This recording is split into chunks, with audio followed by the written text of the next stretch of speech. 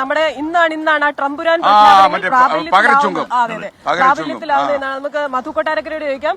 മധു, good evening. അവിടെ evening ആണല്ലോ. അപ്പോൾ ട്രംപുരാൻ പ്രഖ്യാപനങ്ങൾ ഇന്ന് പ്രാബല്യത്തിലാവുകയാണ്. 104% ചുങ്കം ചൈനയ്ക്ക് മേൽ ചുമത്തിയിരിക്കുകയാണ്.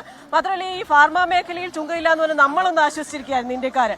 ഇപ്പൊ അതും വരുന്നുവെന്ന് അറിയുന്നു. ഓഹരി വിപണികൾ തകർന്നടിയുന്നു.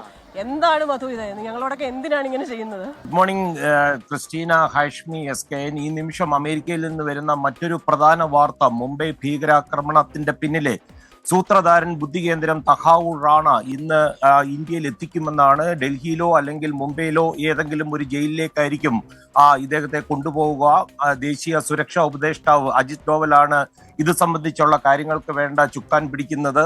ആദ്യ ദിനങ്ങളിൽ NIA കസ്റ്റഡിയിൽ വിട്ടുകൊടുക്കുവാനുള്ള സാധ്യതയുമുണ്ട്. ഇനിയും ഈ താരിഫുമായി ബന്ധപ്പെട്ടുള്ള വാർത്തകളിലേക്ക് വന്നാൽ, പ്രസിഡന്റ് ഡൊണാൾഡ് ട്രംപ് ബുധനാഴ്ച, അതായത് ഇന്ന്, എല്ലാ ചൈനീസ് ഇറക്കുമതികൾക്കും 104% അധിക നികുതി ചുമത്തുമെന്ന് വൈറ്റ് ഹൌസിൽ പ്രസ് സെക്രട്ടറി കാരോലിൻ ലെവിറ്റാണ് ഇന്ന് മാധ്യമപ്രവർത്തകരോട് സംസാരിക്കവേ പ്രഖ്യാപിച്ചത്. അമേരിക്കൻ ഉൽപ്പന്നങ്ങൾക്ക് 34% തീരുവ ചുമത്താനുള്ള തീരുമാനം 24 മണിക്കൂറിനകം പിൻവലിച്ചില്ലെങ്കിൽ ചൈനയ്ക്ക് ഉള്ള പകരച്ചുങ്കം 104% ഡൊണാൾഡ് ട്രംപ് ഭീഷണി മുഴക്കിയിരുന്നു. അതിന് 24 മണിക്കൂർ സമയവും കൊടുത്തിരുന്നു.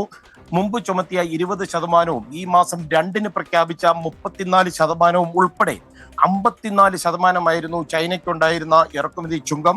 ഇതിനോടൊപ്പം 50% കൂടിയാണ് ഇപ്പോൾ പുതുതായിട്ട് പ്രഖ്യാപിച്ചിരിക്കുന്നതെന്നാണ് വൈറ്റ് ഹൌസ് വ്യക്തമാക്കിയിരിക്കുന്നത്. അതുപോലെ ഇന്ത്യ അടക്കമുള്ള രാജ്യങ്ങൾക്ക് അമേരിക്ക പ്രഖ്യാപിച്ച പകരച്ചുങ്കം ഇന്നു മുതൽ നിലവിൽ വരും. ലോകത്തിലെ 86 രാജ്യങ്ങൾക്ക് എതിരെ അമേരിക്ക പ്രഖ്യാപിച്ച പകരച്ചുങ്കം പ്രാബല്യത്തിലാകുന്നത് ഇന്ത്യൻ സമയം രാവിലെ 9:30-ക്കായിരിക്കും. ചൈനീസ് ഇറക്കുമതിക്ക് 50% അധിക തീരുവ ചുമത്തുന്നതിനെ പറ്റി വളരെ ശക്തമായി എതിർക്കുന്നു എന്നൊക്കെ ചൈനീസ് വാണിജ്യ മന്ത്രാലയം ഇന്നലെ പറഞ്ഞിരുന്നു.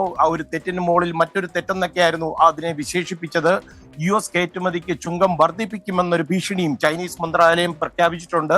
ഇവിടെ നമ്മൾ ഓർക്കേണ്ടത്, ചൈനയുടെ ഉൽപ്പന്നങ്ങൾ അമേരിക്കയിൽ എത്തുന്നത് കഴിഞ്ഞ വർഷം ഏതാണ്ട് $439 ബില്യൺ.